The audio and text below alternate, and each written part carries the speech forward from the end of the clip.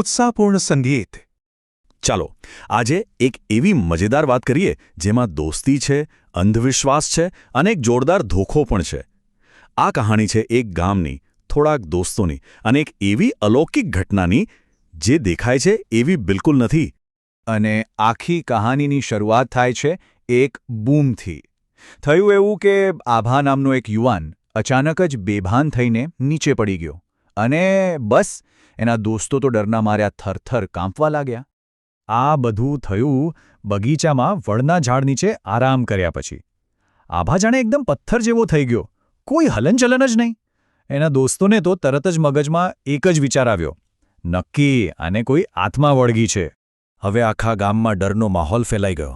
સૌએ ભેગા મળીને નક્કી કર્યું કે ભાઈ આ કામ કોઈ સામાન્ય માણસનું નથી, આના માટે તો કોઈ જાણકારને જ બોલાવવા પડશે. અને ગામડામાં જાણકાર એટલે બીજું કોણ, ભુવાજી જ હોય. અને પછી સીનમાં એન્ટ્રી થાય છે ફૂમતા કાકાની, ગામના એવા તાંત્રિક જેમની ઉપર બધાને આશા હતી કે એ આભાને આ ભૂતપ્રેતના ચક્કરમાંથી બહાર કાઢશે. ફૂમતા કાકા તો આવ્યા, પણ એકદમ આત્મવિશ્વાસથી.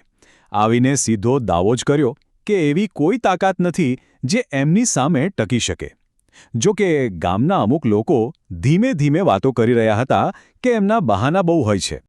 તો બસ આભાને બચાવવાની વિધિ શરૂ થઈ.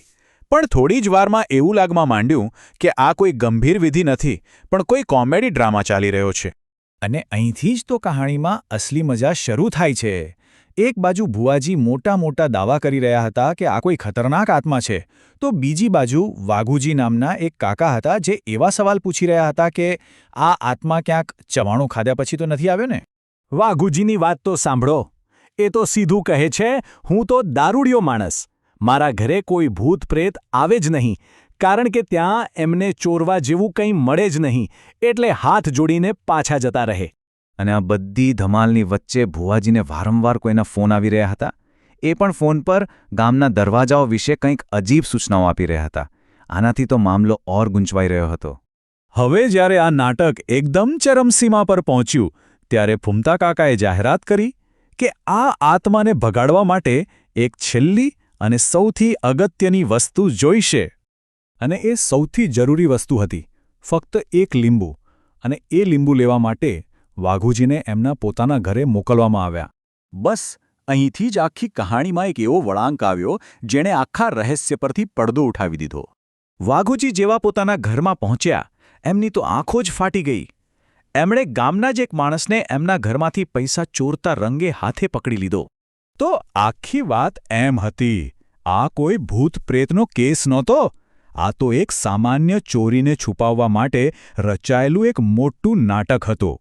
એ ચોરને પકડીને બધાની વચ્ચે લાવવામાં આવ્યો અને જેવી પૂછપરછ શરૂ થઈ, આખી યોજનાનો પર્દાફાશ થઈ ગયો.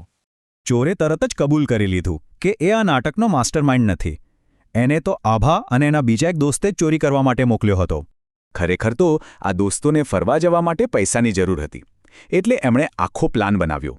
પહેલાં આભા ભૂત વળગવાનું નાટક કરે, પછી ભુવાને બોલાવીને બધા ગામવાળાઓનું ધ્યાન ભટકાવવામાં આવે અને એ જ સમયે ત્રીજો દોસ્ત બધાના ખાલી ઘરોમાં જઈને ચોરી કરી લે. અને પેલા રહસ્યમય ફોન કોલ્સ? અરે એ તો આ દોસ્તો જ કરી રહ્યા હતા. એ ચોરને ઇશારા કરી રહ્યા હતા કે કયું ઘર ખાલી છે અને ક્યાં જવું સલામત છે. અને જેવી આ આખી વાત બહાર આવી, મામલો મજાકમાંથી એકદમ ગંભીર થઈ ગયો. ખાલી વાઘુજીના ઘરમાંથી જ 1500 રૂપિયાની ચોરી થઈ હતી. જે મજાક હતી એ હવે ગંભીર ગુનામાં ફેરવાઈ ગઈ હતી. પકડાયેલા દોસ્તોના પિતાઓ શરમથી માથું ઝુકાવી ગયા અને આખા ગામમાં વિશ્વાસઘાતનો માહોલ છવાઈ ગયો. દોસ્તીની તો કસોટી થઈ ગઈ. ગામવાળા તો એ વાતથી હેરાન હતા કે આ છોકરાઓએ કેવું મગજ વાપર્યું. બધાની સાથે રહીને, બધાની આંખોની સામે જ પોતાનું કામ કરી નાખ્યું. આ આખી ઘટના આપણને એક સવાલ પૂછવા પર મજબૂર કરે છે. એક હોશિયાર યોજના અને એક ખતરનાક વિશ્વાસઘાત વચ્ચેની ભેદરેખા શું હોય છે? અને જ્યારે દોસ્તીમાં એ રેખા તૂટી જાય ત્યારે પાછળ શું બચે છે?